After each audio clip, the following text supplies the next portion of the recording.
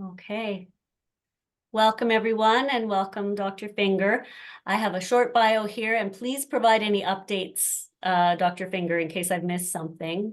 Dr. Finger is an associate professor in the Department of Clinical Neurological Sciences at the Schulich School of Medicine at Western, and a behavioral neurologist at Parkwood Institute at St. Joseph's Healthcare in London.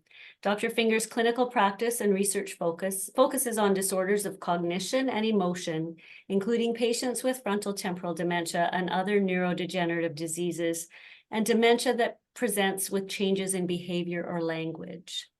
So I'm going to mute myself now, Dr. Finger, and we'll let you take over. Great. Yes. Thank you so much, Catherine. Thanks, everyone. I had a chance as the rooms were opening up just to see some of the names of attendees, since I can't see faces, and certainly a lot of familiar names and people that we've known each other for a long time, and then some new names too. So welcome, everyone, and thanks for the invitation to speak with you. We've called this the update for 2024.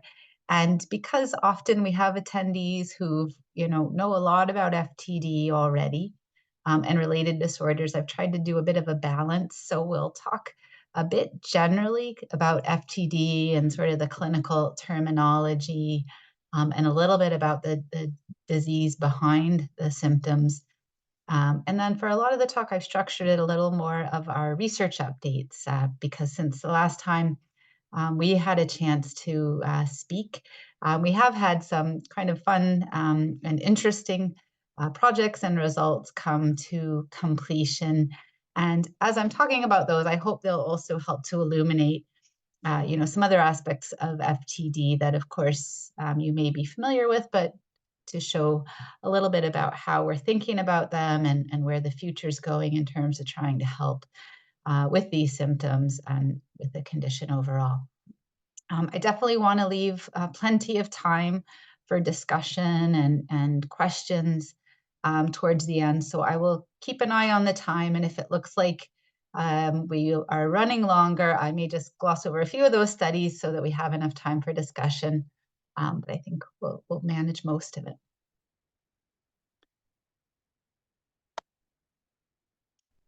These are my disclosures for the studies I'm going to be presenting. I don't have any financial conflict of interest or investments in them. So as mentioned, we'll do a bit of an overview, particularly for those that may be a little bit newer to the group or to thinking about FTD and related disorders, so that we're all kind of speaking the same language. Go through a bit of an update spanning some of our work at the Brain Bank on the pathology side, going all the way from very end to beginning and thinking about neurodevelopment, and then a couple of research updates on studies that are for symptomatic patients. At the end, I'd like to tell you a little bit about another study called the SuperAger study, and then, as mentioned, have time for discussion and questions. So dementia in medicine has a specific technical definition. And so we try to start with this in the clinic because often it's not clear what's Alzheimer's disease, what's dementia, and are they always the same? So dementia specifically is the loss of cognitive functioning, and that can be across usually 2 or more different types of cognitive functioning. Trouble remembering, so memory problems, trouble with executive function, which includes reasoning, problem solving, trouble with language, trouble with visual spatial skills, that is severe enough or impaired enough that it actually interferes with somebody's daily activities. And sorry, that shadow behind me is a cat. I'm in the cat's room, so sorry if it's a distraction, and I'll try not to let him distract me. So dementia overall then is an umbrella term, but underneath the umbrella of dementia, we always think about what is the specific cause of that pattern of cognitive impairment? What is the cause of that person's cognitive and functional decline? And there certainly are many different types of dementia and causes of dementia, with Alzheimer's disease by far being the most common. Even as we look at middle adulthood in adults younger than age 65, it's the most common cause of dementia. And certainly that's true as we get to older ages, because age is the biggest risk factor for Alzheimer's disease. Other causes of dementia, though, unfortunately, are not uncommon, as many of you know, and include Lewy body disease, which is very closely related to Parkinson's disease and Parkinson's disease dementia. Those can be thought of as one disease, just two ends of the symptom spectrum, whether there's more cognitive trouble initially or more movement trouble. Frontotemporal dementia, which we'll speak quite a bit about tonight, and then vascular dementia, which essentially is the occurrence of strokes, whether due to blood clots or due to hemorrhage, that happen in strategic areas of the brain or in multiple areas of the brain, and as a consequence, disrupt networks that are required for thinking and functioning. So one can have dementia due to strokes as well, but of course, not everyone with a stroke has dementia. So what sort of underlies these different conditions, and their different groupings of symptoms? Alzheimer's disease, as most people know, even if you've not had any direct experience with people with Alzheimer's disease, typically features deficits in recent memory or short-term memory. And in the clinic, we call that recent episodic memory. So you'll still remember, your ABCs, you'll still remember things that happened in the past, like where you went to high school, but you'll have trouble remembering even something important that happened just a few days ago. Alzheimer's disease tends to start, or at least affect most severely, regions of the temporal lobe of the brain, kind of deep in the brain to this red box. And Alzheimer's disease ultimately gets its name because of the pattern of pathology that's seen if we look at brain tissue in a patient with Alzheimer's disease. It's defined as the accumulation of a molecule called amyloid, here stained in brown, which is called an amyloid plaque. So it's a big round aggregation of amyloid outside the neurons, happens in between the synapses or the connections of the neurons, and disrupts their signaling. The other part of the hallmark pathology of Alzheimer's disease is the accumulation of another molecule called tau, T-A-U. Tau tends to build up in the terminals of the nerves themselves. So the tau here is stained in a dark black color, and you can see it in these more oval or rectangular stages. So ultimately, we make a diagnosis of Alzheimer's disease mostly clinically still by hearing about the pattern of memory problems or other cognitive problems, by doing cognitive testing to see the pattern suggests Alzheimer's, which tends to be short-term memory problems, and sometimes attention and visual spatial issues. But we only know for sure if it's Alzheimer's disease if we have some way to confirm whether this pattern of amyloid and tau abnormality is present. In the past, that could only be done if someone were to die and we had an autopsy and we had the opportunity to look at their brain tissue after they died and we saw this pattern. But over the past few years, there have been really exciting discoveries that now allow us to determine whether someone is likely to have abnormal amyloid and tau before death. And so there are different imaging sequences using PET scans and contrast agents that can light up the amyloid, or there are spinal fluid tests. So if we do a lumbar puncture, looking at the spinal fluid, we can measure the levels of amyloid and tau, and we now know a certain ratio of those is highly predictive of Alzheimer's disease being the cause of someone's cognitive impairment. And perhaps most excitingly, it seems now that technology has been developed that can actually sensitively measure amyloid and tau levels in the blood. And so it's not ready for primetime clinic yet, not in the US or Canada, but we do anticipate in the next few years, and maybe in the early side of a few years, that there likely will be blood tests to help confirm Alzheimer's disease in people who are presenting with cognitive troubles. In contrast, Lewy body disease or dementia with Lewy bodies or Parkinson's disease dementia are defined by the accumulation of a different molecule. This one is called alpha-synuclein. When we stain it, we see that it's in a brown circle within the neurons, and the scientist that described that, his name was Lewy, and hence they're called Lewy bodies. So in Parkinson's disease, these Lewy bodies affect the neurons of the brainstem where dopamine's produced, and they cause a deficit in dopamine, which is important for initiating movement and continuing movements. In Lewy body dementia and in Parkinson's disease dementia, these Lewy bodies in the neurons are found in the cortex of the brain as well. So that's the gray matter of the brain, the cells, and often more posteriorly, including in the occipital lobe of the brain, as shown in this yellow box here. And the posterior part of the brain, or the occipital lobe, is really important for visual processing. So maybe not surprisingly, in addition to some trouble with attention, concentration, in Lewy body and Parkinson's dementia, we often see trouble with visual spatial processing. And we can also see visual hallucinations, or the appearance of images of people, children, animals, when nothing is there. Then, to round out the kind of main trio of neurodegenerative dementias are the frontotemporal dementias. And as the name tells us, these usually affect the frontal lobes and or the temporal lobes mainly. A little bit different than Alzheimer's disease and Lewy body and Parkinson's disease. The frontotemporal dementias have multiple different pathologies that we can see if we look at the brain tissue after someone's died. The two most common are abnormal accumulations of that molecule tau, T-A-U, but in a different pattern than we see in Alzheimer's disease. Or about half of patients with FTD don't have the abnormal tau, but we see abnormal patterns of a different molecule called TDP43 in the cells.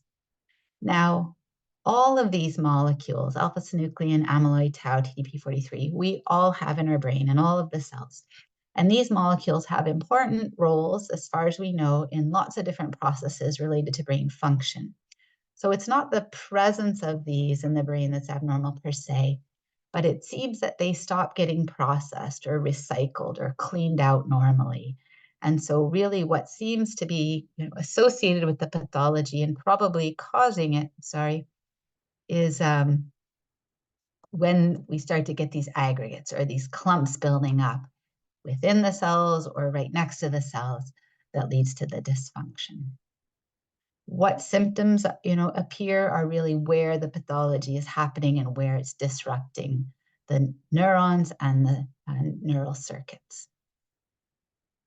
So to zoom in on frontotemporal dementias, as many of you will know, this in and of itself is an umbrella term, and there are many kind of subtypes of FTD or related conditions that come under this term and this umbrella. Behavioral variant frontotemporal dementia is the most common subtype and tends to present with changes in behavior, impulsivity, disinhibition, apathy, loss of empathy, compulsive behaviors, amongst others. Another subtype of frontotemporal dementia is semantic dementia, or also called semantic variant or semantic variant primary progressive aphasia, all essentially referring to the same condition. Here, the atrophy starts in the temporal lobes and often the left temporal lobe, where we store the meaning of words. So the hallmark symptom of semantic dementia is that patients start to lose comprehension of what individual words mean. They can still talk a lot, but over time, they're unable to retrieve all of the words that they're used to having in their personal dictionary, and they start to use vague filler words like thing or junk or stuff. And as the disease starts to affect connections of the temporal lobe to the frontal lobe, we start to see many of the same behavioral changes that we see with behavioral variant FTD. The third main clinical subtype of frontotemporal dementias are another type of language disruption or aphasia, which is often referred to as the progressive non-fluent aphasia or non-fluent agrammatic primary progressive aphasia. This subtype, we see the main disease and pathology happening in the left temporal lobe. The left temporal lobe is really important for word retrieval. So we think of a word and that left temporal lobe helps us to pull that word out of the temporal lobe. Sorry, the left frontal lobe helps us to pull that word out of the left temporal lobe and then helps to make the motor sound plan for us to actually say the word or to start to write the word. So when this area is disrupted early on, we see hesitancy with speech, we see word finding problems, we see mispronunciations. If the disease starts to affect the right frontal lobe as well, either early on or later on, we'll start to see some of the same behavioral changes that we see with the behavioral variant FTD. There are two other conditions that come under this FTD and related disorders group because they both often feature tau as the underlying molecular change and because they can affect the frontal lobes. One is progressive supranuclear palsy, or PSP, which can affect the white matter of the frontal lobes, so the connections of the frontal lobes. And if it's starting on the left side, can have this same kind of slow, non-fluent language problem, a lot of trouble with word finding. If it starts on the right side, we can see the behavioral changes that we see with behavioral variants. And because of some of the involvement of the brainstem and its connections, we see slowing of eye movements, especially vertical eye movements, as well as seeing slowing of speech and motor movements, and often symptoms that look like the motor features of Parkinson's disease, which can be tremor, slowness, rigidity, and falls. Finally, the other main related disorder to FTD is called cortical basal syndrome, or CBS, and this is has a lot of overlap with symptoms of PSP. Similarly, this disease can start in the left frontal lobe or the right frontal lobe, so we can get that trouble with speech and language or behavioral change. But cortical basal syndrome also tends to affect the parietal lobes. So there we can see trouble with visual spatial processing, trouble with the idea of putting movements into movements. And if it affects the basal ganglia, which are deep structures in the brain, we can see Parkinsonism as well. Now, the rest of this slide is a bit of a mess, and we're not going to need to look through it all, but it's basically just to show that these green lines coming from the images here, which are the clinical syndromes, often don't line up one-to-one with the underlying molecular pathology. So FTD, we heard, can be caused by TDP43 changes or can be associated with tau changes, but there are a lot of other pathologies that we can also see associated with FTD. So in seeing the patient, we don't really know which one is the underlying cause. In some of the other subtypes, there's a little better alignment. So in semantic variant FTD, it's usually TDP43 pathology. And in PSP, it's almost always a tau pathology. The other two, the non-fluent aphasia and cortical basal syndrome, are quite heterogeneous. So these can be caused by tau, TDP43, or sometimes we even see Alzheimer's type pathology just starting in a pattern that's less typical for Alzheimer's, but starting in the frontal lobes. This slide, and I'm sorry the font is small, especially depending what the screen you're on, but I just wanted to put it up because this is from a relatively recent new review just out in the past 2 years in Lancet Neurology from some of my colleagues in the field of FTD who really think about this syndrome in a very helpful way. And it's just sort of showing graphically that overlap that I just described on the prior slide. So on the right side, we see the behavioral variant of FTD in this blue oval, but we see it can overlap with a lot of the other conditions. It can overlap with Parkinson's symptoms, even Huntington's disease, ALS, which I hadn't mentioned yet, but ALS and FTD we know can often co-occur. We can see behavioral symptoms happening with Alzheimer's pathology. We can see behavioral symptoms happening with the semantic variants of FTD, and we can see behavioral symptoms happening with PSP and cortical basal syndrome. The left blue oval is showing the non-fluent primary progressive aphasia, that expressive speech trouble, and showing how that can overlap with the behavioral variants, can overlap with PSP and cortical basal syndrome, and can even overlap with semantic variant, giving a pattern of aphasia that's in between the two. So when someone comes into clinic and we're taking the history and doing the cognitive testing and the language testing, we're trying to map on to which of these various circles and areas of overlap really their symptoms fit best, just as we try to understand these disorders, how they're related, and how we can best predict what the underlying pathology is. So I mentioned that FTD can be caused by several different pathologies. And I just wanted to show this slide, and we've been showing this for a few years. So I think 2022, we mentioned. This is from Bill Seeley, a neurologist and expert in FTD at University of San Francisco.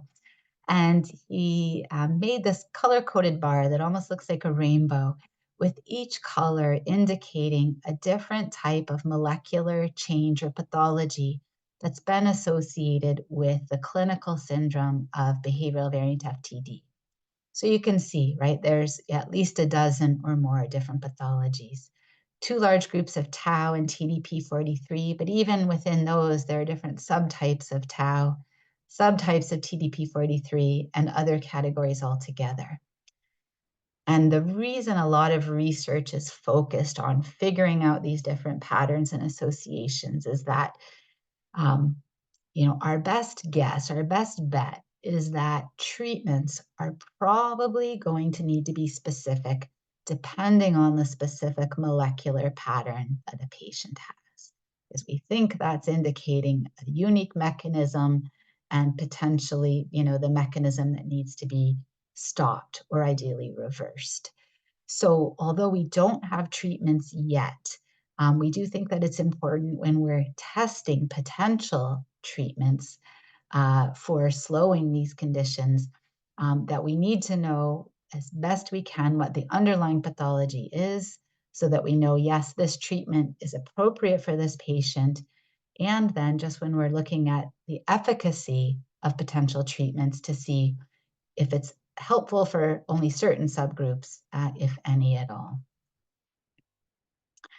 So given the state of the field with a lot known, but still a lot of mapping and unknowns about this, we had a patient and a very generous family here in London identify that our patients have been an amazing resource here locally, in addition to the imaging facilities that London has and our neuropathologists who help to make these detailed characterizations of our patients if they would like that after death. So the Creightons have founded the Dale E. Creighton Brain and Biobank in London, Ontario here. And what the goal of this is to really curate all of this information along with the brain tissue when donated that was already collected from clinic and research, to make it available to future research projects. So to both local scientists as well as scientists across Canada and internationally, because we're still making fundamental discoveries about these different molecular abnormalities, and they all hold clues to what might be the causes of these conditions. Sometimes the molecular pattern leads back to the discovery of a new gene that helps us to understand why this has happened. And those all have the potential to really point towards new treatment targets or therapeutic targets, because of course, everyone's goal, is to prevent these diseases from happening in the first place, if we can. So touching a little bit on the genetics and the causes of FTD, some of you will know, a certain percentage of FTD does seem to run a little bit in families. Sometimes it runs a little bit in families where maybe someone has FTD, but someone else has Alzheimer's disease and someone may have Parkinson's. But in about maybe 10 to 15% of families, it's strongly hitting every generation that someone's parents had FTD and one of their parents had FTD, etc. In those families with that strong family history, we call it autosomal dominant. It's a pattern telling us that there's just one gene that you have to inherit to get the disease. There are 3 main gene mutations that can cause FTD in that pattern. One on chromosome 9, so it's called C9orf72, which is the most common genetic cause worldwide so far of FTD, and also the most common genetic cause of ALS. Granulin is another, and MAPT another. There are a few other rare genes that make up about 5%, but even now in 2024, as was true in 2020, we know that there are other genes that must be able to cause FTD, but they just have not been identified yet. And that's because we know there are families worldwide where it is hitting every generation, but when we do the genetic testing of all known mutations, they don't carry any of those. So we don't know exactly why some of those genes are hard to identify. Sometimes it's because the family is very small and you just don't have enough affected family members to find the gene that's causative. So we do expect, as the months and years go on, there will be additional genetic discoveries to help illuminate some of this unknown 50% that have that strong heritability pattern. That said, the majority of patients with FTD appear to have what's called a sporadic form. So they're the only person in their family, even when a detailed family history is known, the only person to have FTD. And in those situations, we typically don't know what the cause is. We do genetics, and only a small percentage will have a mutation. So for some reason, either the family history was incomplete, or maybe a parent had it, but died early before they would have symptoms, or maybe had some protective genes that just delayed them ever getting symptoms. But for most patients with sporadic patterns of inheritance of FTD, we don't know why they've gotten it. The one environmental risk factor that we know of is concussion. So it increases the risk of FTD a little bit, but most people with concussion don't get FTD. And many, many people with FTD have never had a concussion. So it only explains a little bit of risk. And there's still, a lot of questions. Why did this happen in this individual then? If we zoom in a little further on those 3 most common genetic subtypes of FTD, the MAPT, granulin, and C9, there's a lot of research on these, and towards the end of the talk, we'll just do a quick update on clinical trials related to these. But MAPT, we know, is always associated with a tauopathy. So that provides a nice treatment target to know that if you have a MAPT mutation, that trials that are trying to block the accumulation of tau might be most relevant and hopefully effective once the science is worked out. For granulin, that is typically associated with TDP43, and we'll mention at the end a few trials targeting the granulin mutation. And then the C9 mutation that I mentioned also features TDP43 pathology, as well as another abnormal molecule, this dipeptide repeat, or DPR here. And if we look at these genes, there can be a lot of overlap in terms of how patients' symptoms start and present, but there are some patterns that give us a little clue. So patients who have a mutation in MAPT causing FTD tend to have naming deficits early on, so trouble coming up with specific words of objects, and also tend to have a bit more trouble with short-term memory early on. As it evolves, they often have apathy and some disinhibition. And when we look at their brain imaging, they tend to have early atrophy or shrinkage in the most anterior parts of the temporal lobes, which I'm pointing to. You can hopefully see the mouse here. I'll see if I can make it any bigger.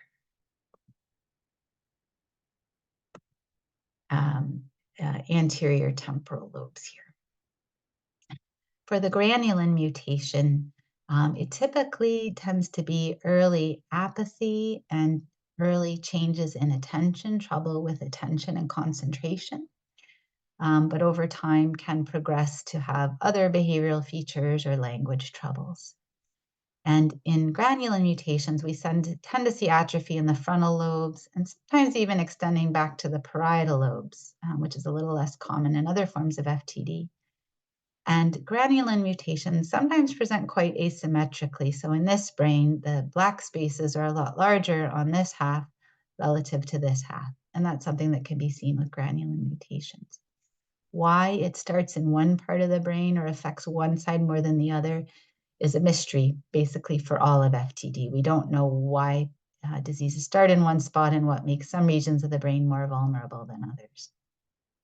Finally, for the C9 mutation, this can start and present with symptoms that are quite varied. Sometimes it's memory, sometimes it's behavior, sometimes it's psychosis. So these patients, more commonly than in other conditions, can have visual hallucinations or somatic or tactile hallucinations. So they may experience sensations that there are things crawling on them or implanted under their skin when of course there is nothing. And some may develop ALS as well. On brain imaging, if we look at C9, one of the earliest changes is actually atrophy in a deep structure of the brain called the thalamus, which is on either side of the red dot here.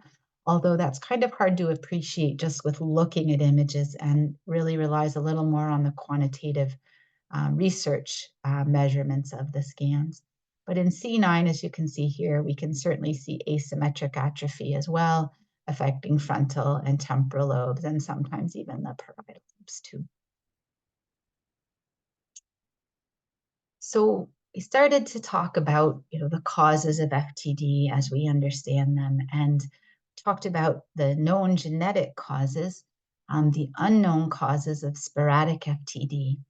But as our group kind of started to watch the literature on genetic FTD and around other genetic neurologic diseases, like Huntington's disease, which is inherited with one gene mutation, or autosomal dominant forms of Alzheimer's disease, which are inherited early on with one mutation, we started to see that even when we were doing assessments of younger adults in their 30s or so, there were subtle differences in how they were performing the different cognitive tests, or subtle differences in the pattern of their brain imaging. Though not necessarily always smaller brains, both in some of our work with young adults with genetic FTD and in Huntington's disease, the people who carry the mutation but have no symptoms and are a couple decades from symptoms sometimes have larger brains, including in the frontal or temporal regions, or in Huntington's disease, larger brain structures in the regions that are affected early in Huntington's disease.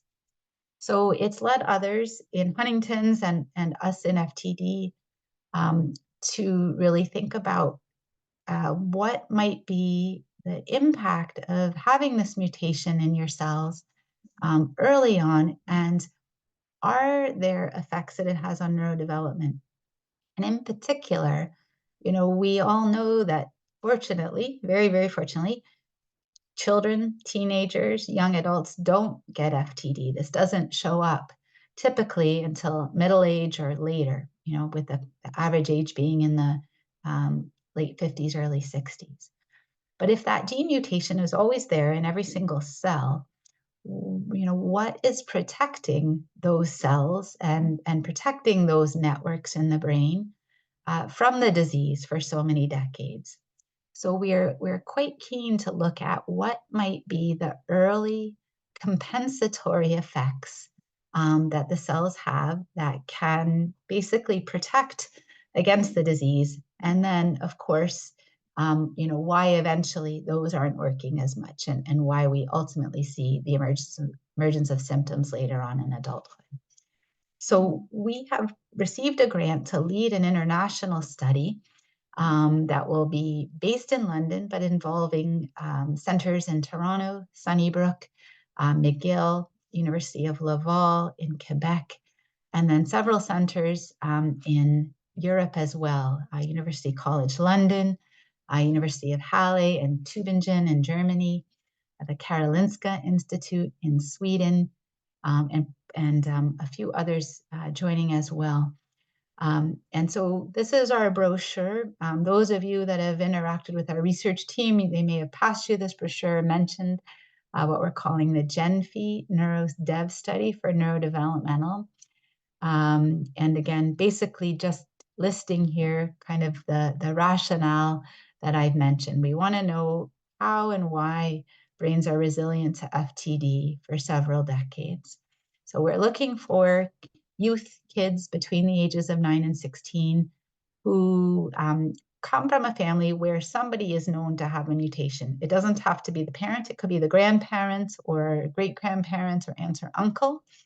And we do not expect the parents to know their genetic status, and we absolutely, do not do any genetic testing that would ever let us know the genetic status of children or parents, nor anybody else affiliated with the study. We have careful guards around that.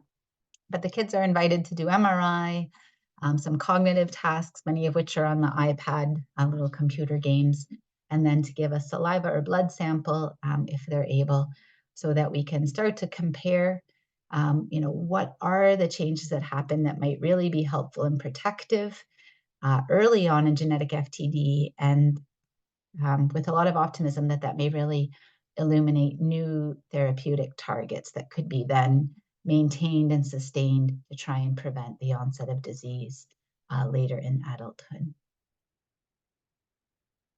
And I mentioned our sites here. So another update to give you on the research front that is more applicable to patients with FTD who have current symptoms is the topic of repetitive behaviors. So I mentioned one of the core features of FTD can be the presence of repetitive or what are sometimes called compulsive behaviors. These can be classic things, that you might learn about and think about with obsessive compulsive disorder, like repeated hand washing or checking the door 7 times or lining up everything exactly parallel on the desk. In FTD, we see common repetitive behaviors newly emerge as some of the symptoms, including clock watching. So somebody has to leave exactly at a certain minute every day or do a certain activity exactly at that time. And no matter if there's something more important or interesting or it's a weekend, they're very rigid about that and spend a lot of the time looking at the clock. Others might have more simple repetitive behaviors. Tapping or rubbing of the fingers or the feet are some common ones. Others develop a different class that still kind of comes under this repetitive behavior umbrella, which can be what are thought of as impulsive behavior. So buying lottery tickets all the time when they were never interested in that before, or hoarding or collecting all kinds of items and being unwilling to part with any of their stuff.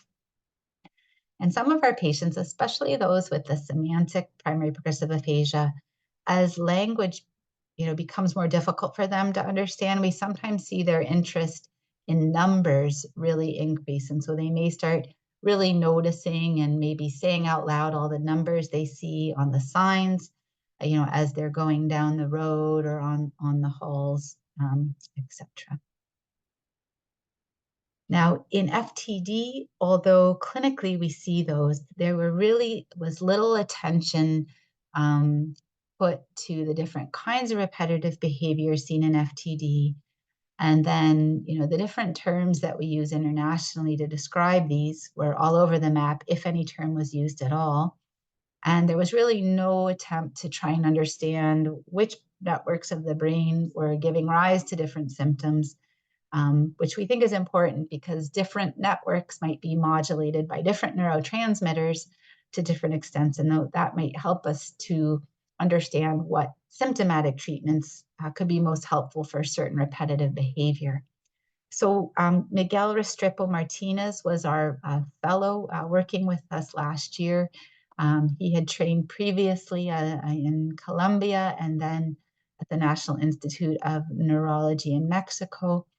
spent a year with us and came from a psychiatry background where repetitive behaviors are quite common in disorders such as autism or OCD. So Miguel and I really thought about repetitive behaviors in FTD and how we could conceptualize them and start to figure out which behaviors come from similar mechanisms and which may come from different. So this was a mapping that Miguel had done for a review paper and position paper just coming out this year. And some of these, if you've got patients with FTD in your family or people with FTD that you might have noticed one or more of these behaviors emerging.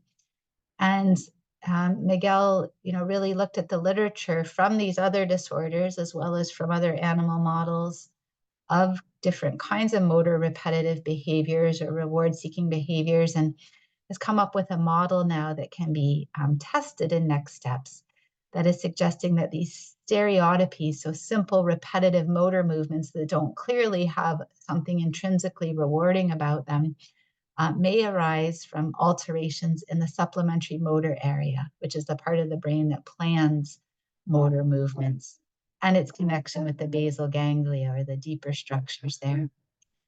Impulsive behaviors, which tend to be doing something without thinking about the consequence, but often with the idea that it might result in a reward, such as buying the lottery tickets or drinking the whole 2 liters of Pepsi, likely comes from regions of prefrontal cortex that help to inhibit behaviors, to weigh the potential outcomes of behaviors. And then the third main grouping of compulsive behaviors, which are things that tend to be done for something that may give relief from a negative feeling. So rather than being rewarding, sorry, just to show you here, someone might feel that they're dirty or their hands are not sanitary or there are germs on it. So they have an unpleasant sensation and they engage in this compulsive cleaning or hand washing to try to relieve the anxiety from that. And so compulsive behaviors may differently arise, not from inhibition of motor actions or decisions such as impulsions, but may arise from parts of the brain in the orbital frontal cortex that are more important for reward processing and processing of negative information, kind of aversive stimuli or negative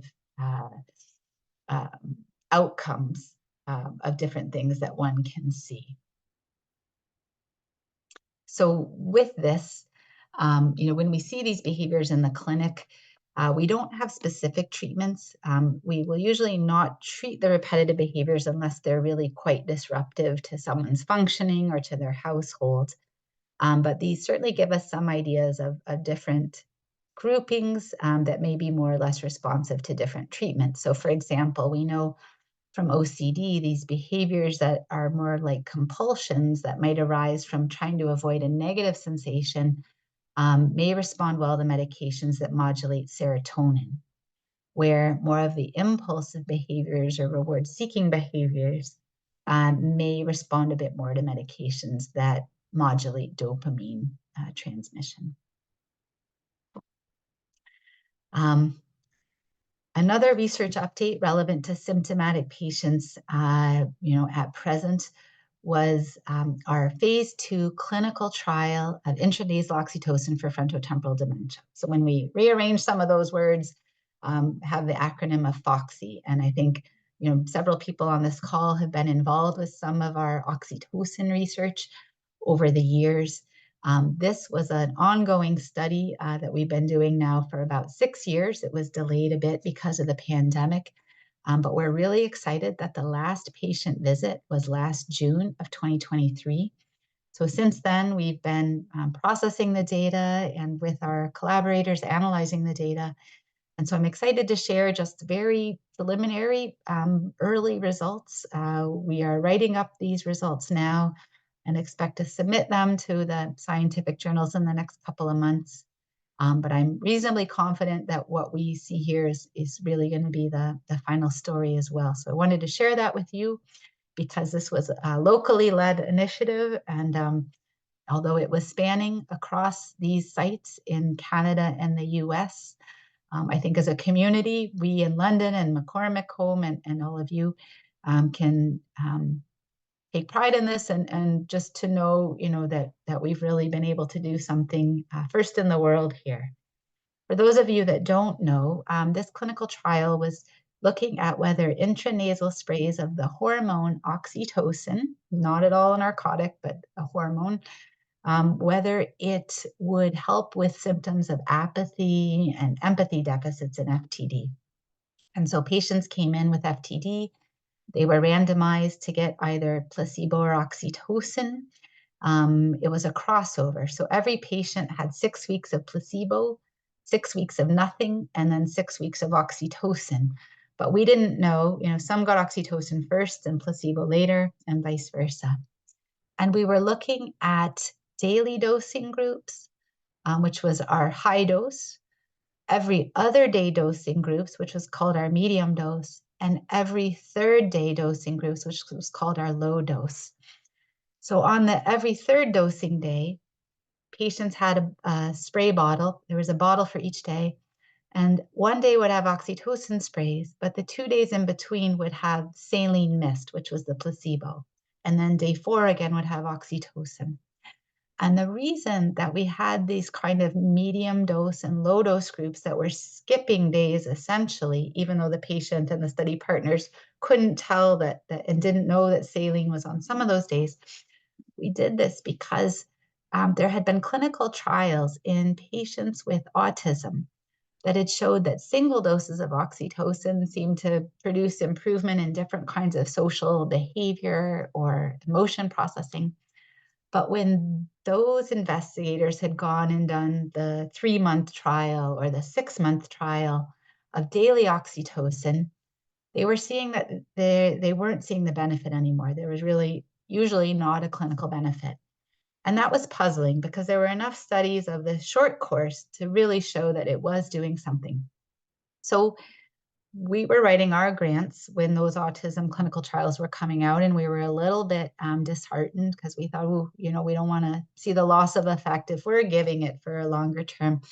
So we looked back at the animal literature, and around that time, the animal scientists were seeing this phenomenon. And so they went back to the mouse models and they looked at what was happening if the mice were given single doses of oxytocin versus several weeks of oxytocin every day. And they found that there were behavioral effects with a single dose, but when they got it for several weeks in a row, they were no longer seeing those benefits in the mice in terms of their behavior. So in mice, the advantage is, of course, they can look in more detailed at a cellular level and see what's happening with the cells and the receptors. And what they found is when you start to give oxytocin every day, the receptors that the brain cells normally display on the outside get downregulated. Basically, they get internalized so that there's not as much of a receiver for the oxytocin that you're giving. So it's almost like a habituation or a tolerance to the dose, even though it's not at all addictive.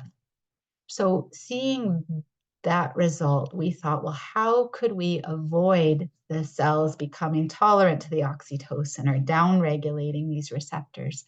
And so we had this idea of trying to space out the dosing. This was a 2-stage study. So in the first stage, we compared these 3 different dose groups. And in a planned analysis, our statistical collaborators analyzed and looked at which of these 3 doses seemed to be the most promising. And being the most promising was defined as might have shown the most effect so far, the most positive effect, and seemed to be safe. And me and my study team were completely blinded to which dose they were picking. This was all done by a separate data safety monitoring board and a blinded biostatistician.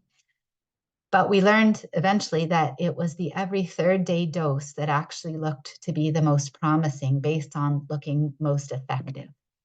So in the second stage of the study, an additional 40 patients were screened to be enrolled to receive either the every third day dosing of oxytocin with placebo on the days in between, or the placebo. And then similarly, they had a washout of nothing for 6 weeks and then got the alternate treatment, oxytocin or placebo at the end. And so we're able to look at all the patients across both stages of the study that had any oxytocin compared to placebo, and then especially what was happening with the group that got oxytocin every third day. This I just wanted to mention was our recruitment across the different sites that we had in Canada and US. And again, just a little shout out for UWO as University of Western Ontario here in yellow.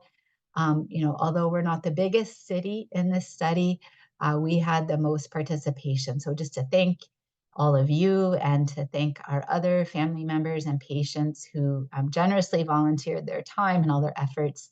And we, in the end, had 15 patients who completed the trial entirely.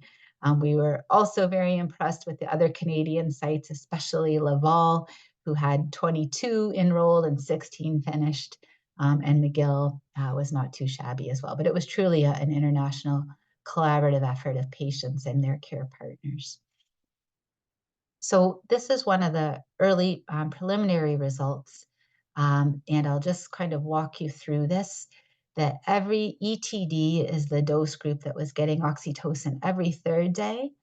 And the bluish purple bar here indicates the difference when these patients received oxytocin compared to when those same patients got the placebo in terms of their apathy rating. So how their care partners, usually their spouse, rated their behavior with respect to apathy. 0 here would be no change, and bars going to the left, the negative numbers, are an improvement in apathy. So in this every third day dosing group, we see that they were about 2 points less apathetic on the scale that caregivers were rating. Our every other day treatment group, on average, the mean was at 0, although there were some patients who did show improvement. Our everyday dosing group did not. So the mean was at a little bit below 0, actually, with the dot here, and we saw that some people showed progression of apathy, as we might expect with the absence of treatment. So in clinical trials, you have to specify what's your primary outcome. That's the one that you're really looking at to see, is this going to be effective or not? And then you have a lot of what are called sensitivity analyses, which help to see, does the other data really support whatever effect you're seeing with your primary outcomes, so that you may be more or less likely to believe that it's a true result. So when we looked at our primary outcome, which I just showed you, we saw that movement to the left, that apathy was better a bit on oxytocin. I would say a mild improvement. It certainly didn't get rid of apathy. It wasn't a miracle improvement, but a mild improvement. When we look at different outcomes, sensitivity outcomes, including patients who maybe didn't finish the entire study, or excluding any patient that went on a new behavioral medication during the study, we still see that the average is pointing towards a bit of an improvement in apathy. This was true if we looked at just males and just females. It was true if we looked at patients who had milder disease versus those with more moderate disease. We saw it seemed to be a little more effective in people who were younger. 67 or less was sort of our halfway point, so we arbitrarily divided it there. So those that were younger had a little more of an effect, although it looks like patients that were older still were moving in the direction of improvement. We also were able to genotype the oxytocin receptor. We know that there are 2 different genes that you can inherit for your oxytocin receptor. It's not known what these different combinations really do yet, but other studies had suggested that maybe those with the G allele might be more sensitive to oxytocin, and that's what we saw as well. So our patients whose oxytocin receptor genotype was AA, on average, didn't really show a difference in apathy, but those that had at least one copy of the G version of this receptor seemed to show a bit of that improvement in apathy. We saw that this was true for the behavioral variant FTD, which made up the bulk of participants. We had only 7 patients with semantic variant in the study, and on average, they did not show the improvement as a group. And we had only one patient with non-fluent primary progressive aphasia. So we weren't really able to comment on that. So we think, effective for behavioral variant FTD, but perhaps less so for semantic variant. So as I mentioned, these results are being written up. We're not quite ready to do any public recommendations at all of the oxytocin. But as this goes through reviewers and we get feedback from additional people who are not involved in the study, if they seem to share these conclusions, then certainly we'll, be active in trying to help identify if our patients in clinic might benefit from a trial of it to see if you notice any improvements in apathy. So we will certainly come back to the group when we're at that point. The last thing I wanted to mention is a little bit different. This is not related to FTD, but almost the opposite. And because, I think in the McCormick home and in our research program in clinic, we're always looking at sort of the short end of the stick when we look at people with aging who are getting these neurodegenerative dementias and all the things that can go wrong with aging. We had an opportunity to collaborate on a study that's looking at the opposite. It's looking at what is happening in people whose brains age really well. And so this is called the SuperAger study, looking at people 80 years and older who are doing amazingly well from a cognitive and functional standpoint. This was started originally at Northwestern University with Emily Rolgowski and her colleague Marcel Mesalom and Sandra Weintraub, and now has moved with Emily to University of Chicago and is also co-led by my colleague who was at Northwestern, but started here at our Western and has come back to Western as faculty, Angela Roberts. So SuperAgers in this study are defined as those that are 80 and older, and we have lots of 90-year-old, 95, I think even 96-year-old in the study. It's defined for purposes of this study that their recent memory, their short-term memory, is in the average range, at least for what averages for people a few decades younger. So the average memory performance of adults 50 or 60 years of age. In the other domains, they don't have to be super, but they have to be at least average for their age. So their language ability, word retrieval, again, doesn't have to be perfect, but at least kind of average or normal for their age. We know that this is an arbitrary definition of superagers. There's lots of ways that people can, age in different ways, and it doesn't mean everything about them is super. We know there's chronological age versus your biological age. There's somebody's memory or cognitive, other aspects of cognition versus their physical aging, and those can be quite different. And certainly an age threshold of 80 is pretty arbitrary, we recognize, but it's a way to start to look at what's going right in the brains and the life course of people who have a very positive experience of aging. This is a picture. I'm not sure if this is from the London group or the Chicago group, but of some of the participants in the study. And I've said it in a very paraphrased way, but this slide just mentions with more details of looking at, protective factors that may ward against things like the Alzheimer's disease and the amyloid and tau, or may show us that if you are having those molecular abnormalities, how the brain might be successfully compensating for them and maintaining function. So the SuperAger study is a multi-centered study. In Canada, we at Western are a site, and University of Waterloo is a collaborating site. It's also happening at University of Michigan, Chicago, Wisconsin, and Emory down at Atlanta. And I think this is mostly a younger group online from the names I recognize, but if you know individuals, could be your neighbors, your parents, aunts, uncles, or you, that are 80 or older and seem to be just cognitively doing really well and might be interested, we'd love to hear from them, tell them about the study and see if it's a good fit. And you can, of course, contact me or Catherine, who can forward me the contact info, or you can go right to the websites here. We've got our own email and telephone number as well. It's 8:03, so I'm going to do the last part just in 2 minutes here. Just current clinical trials. This is a list from that review paper in Lancet Neurology in 2022. These were clinical trials in FTD and related disorders. And it's in tiny font because the point is not to read them all, but it's just to show how many there were. And this is exciting because when I started here in 2007, there were 0. And it was many years before there was one clinical trial in FTD. And now there are many. So although we don't yet have a treatment, the pace of the field continues to speed up and accelerate, and I think we will get there, hopefully in all of our lifetimes. The main studies recruiting right now that I just wanted to do a little plug for are largely those with people who have granulin mutations with FTD.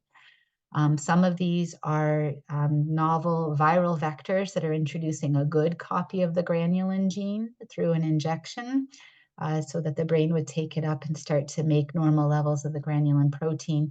But there are a couple of other mechanisms as well. So you can find the clinical trials always on clinicaltrials.gov, or again, reach out to me or Catherine, who can put you in touch with me if you're interested in learning more about these.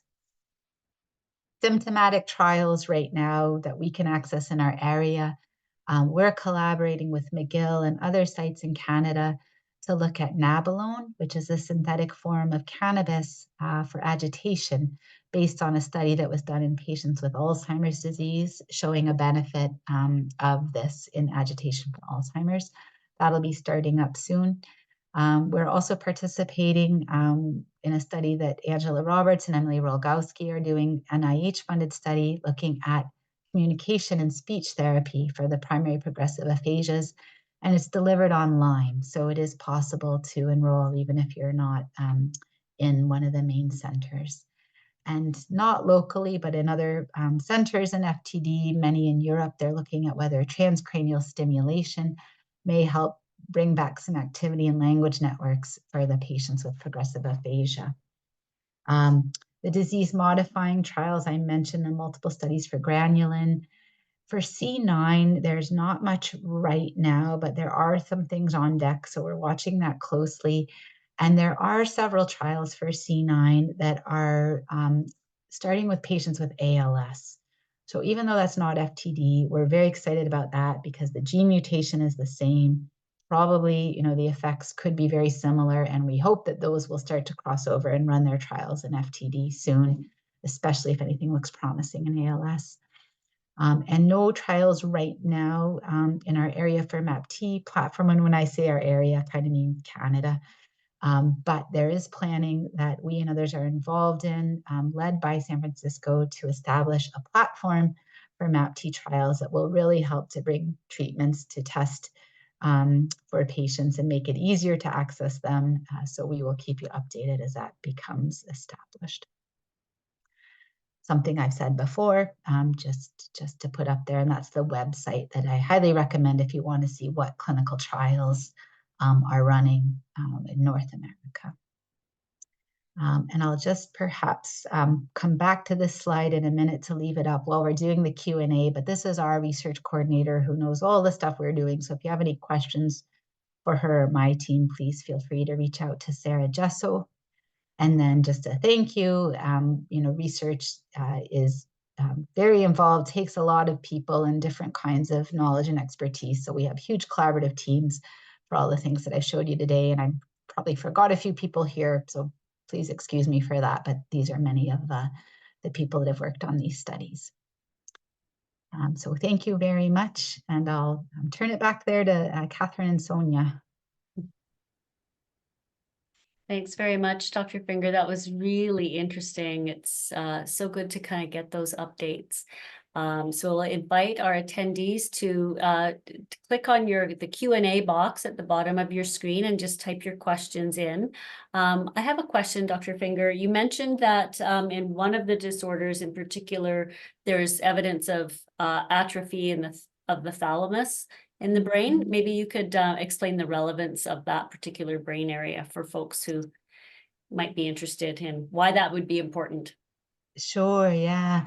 So, right, frontotemporal dementias are named because we think most of the pathologies in the frontal and temporal lobes, and that remains true. So it was a little unexpected and interesting that in the C9 mutations, there's this early shrinkage of the thalamus.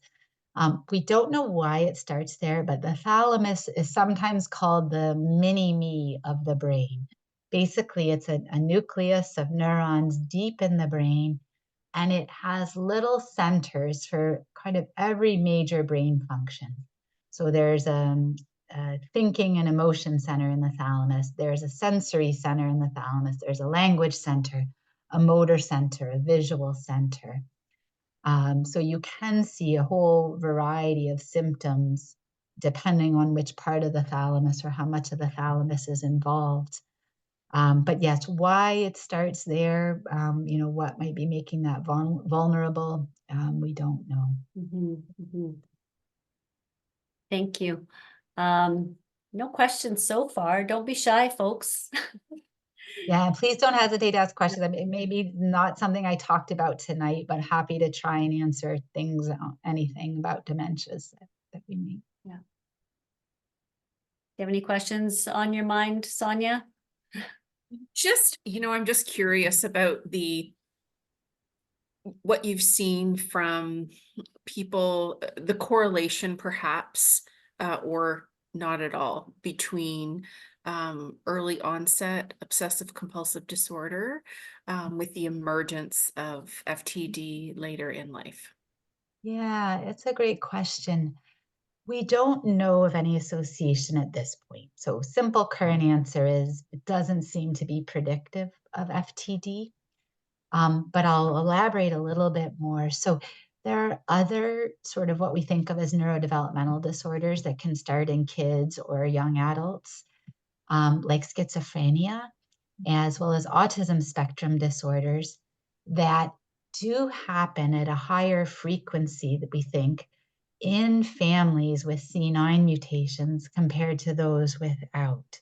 So there is this kind of signal in the early literature that C9 probably has some neurodevelopmental effects, and some of those might increase the risk of having schizophrenia or autism with typical age of onset. So that would be autism, detectable when someone is a young child, and schizophrenia coming on symptomatically in the teens or 20s. But we haven't seen that signal yet for OCD, and I don't think it's been looked at in particular. And I can just say anecdotally, when I think about the patients we see in the clinic as adults who we diagnose with FTD, it doesn't seem that there's any, enrichment of people with OCD. Not to say no one has it, some do, but that's just what you would expect from the overlap and how common or rare each is. We have a couple of questions here, so I'll read out the first one. This attendee asks, I am curious to know if young children or infants could be tested for a familial FTD. Is there any reason to not test young infants, such as grandchildren of FTD, C9 patients in particular? Yeah. So right now, we absolutely do not do any genetic testing on anyone less than 18.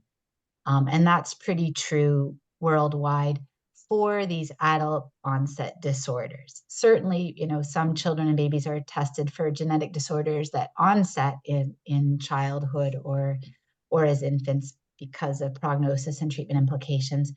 But for things like Huntington's disease or familial Alzheimer's disease or FTD, we do not test anyone less than 18. And just, it's part of the kind of clinical guidelines and rules.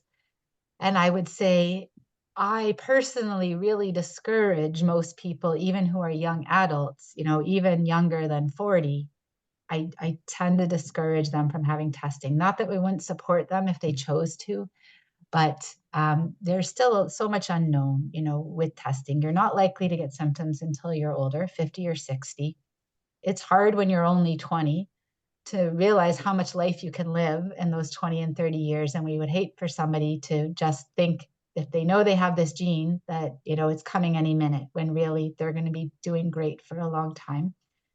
And there's uncertainty. So if you know you carry a mutation, although we know odds of getting the symptoms are high, we don't know at what age. So some people have a C9 mutation, maybe have symptoms in their 50s or 60s, but we know some patients with C9 don't have symptoms until their 80s. And that's quite a bit of variability to really use that information at a young age to plan, or to make life decisions with. So even clinically, we're very cautious about young adults and how we think about supporting them. For the neurodevelopmental research, we absolutely don't do any clinical genetic testing.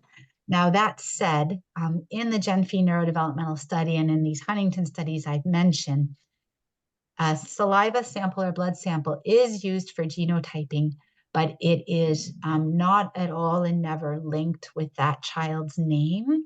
And the people who know that child, so if they were participating at our site, that would include me and my entire study team, none of us would ever be able to link that child with the genetic result. There's a model that's used where only, our core team at Karolinska knows that participant number 133, say carries the C9 gene, but they don't know anything about the personal information of who participant 133 is. So there are multiple safeguarding layers so that the research can still compare, images of people who have the mutation versus those that don't. But there would be absolutely no knowledge or reveal to the investigators or to the participants or parents or families of any genetic information. Thank you very much. Okay, go ahead, Sonia, with the second question. Yes, one of our attendees is asking, do specific symptoms of the behavioral variant FTD have anything to do with life expectancy once diagnosed? That's a good question. I have not seen any studies or literature that I can think of about a particular behavioral symptom, say, and prognosis. What tends to be most predictive, kind of imminent death, are more of the motor symptoms that come usually later in the disease. So the, immediate causes of death from frontotemporal dementia and other dementias are typically pneumonia that comes from swallowing troubles with aspiration of food or sometimes just saliva into the lungs, or often complications of immobility. So it can be you're having trouble with balance or movement. So you might fall and get a head injury and bleed, or a fracture leading to an infection, or you're so immobile, you end up with some sore skin infection that leads to a blood infection. So those would be sort of indicators of prognosis, but once you get to end stages. Early on, I don't think there's a particular symptom other than patients who do show signs of ALS or motor neuron disease.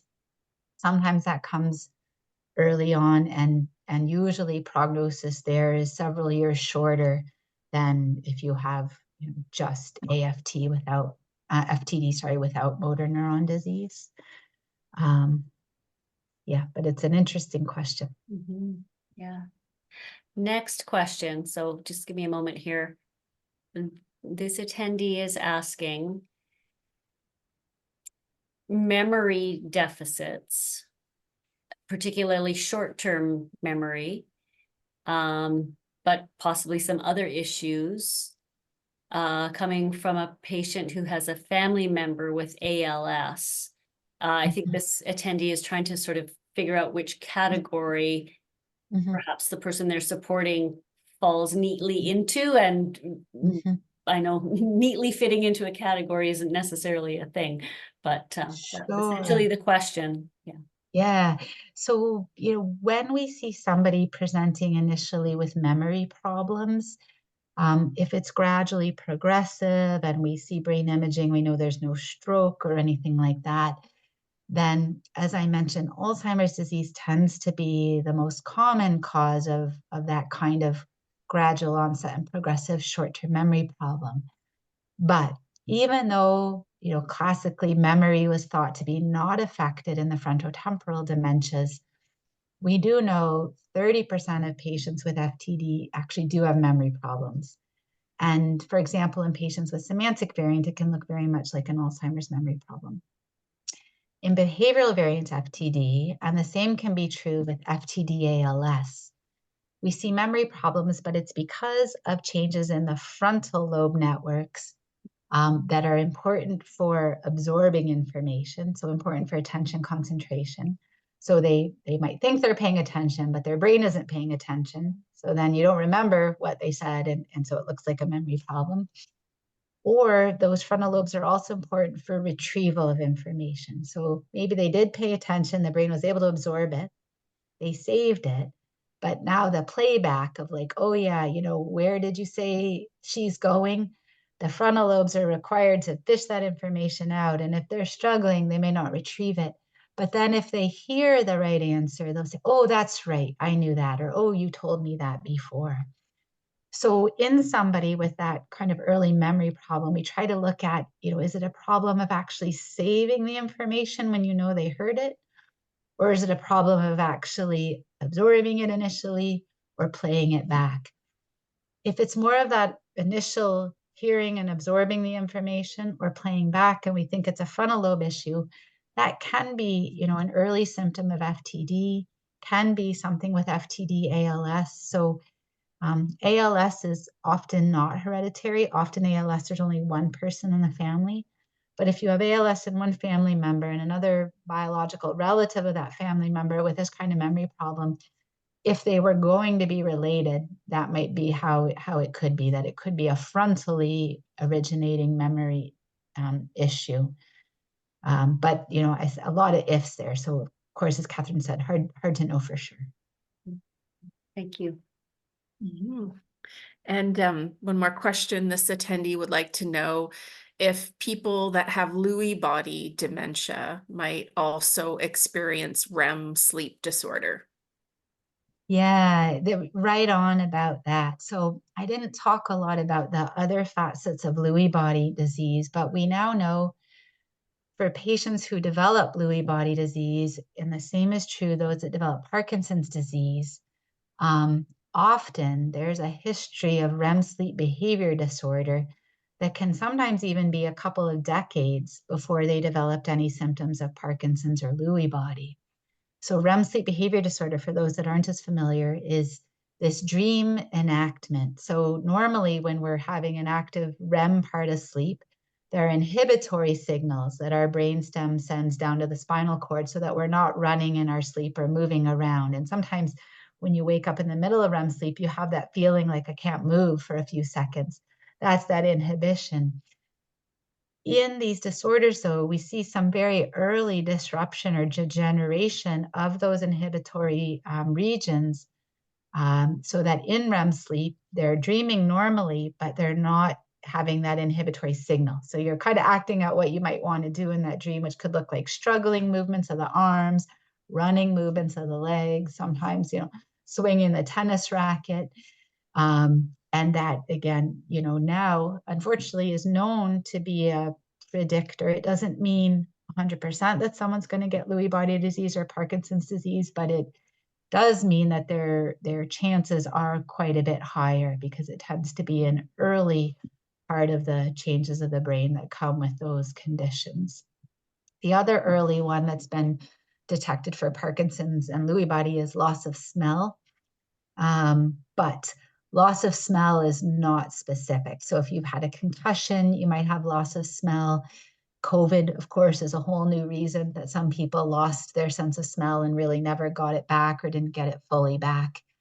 And sometimes we'll see loss of smell in Alzheimer's or FTD, but we do know that happens early on in the Parkinson's disorders, the alpha-synuclein disorders.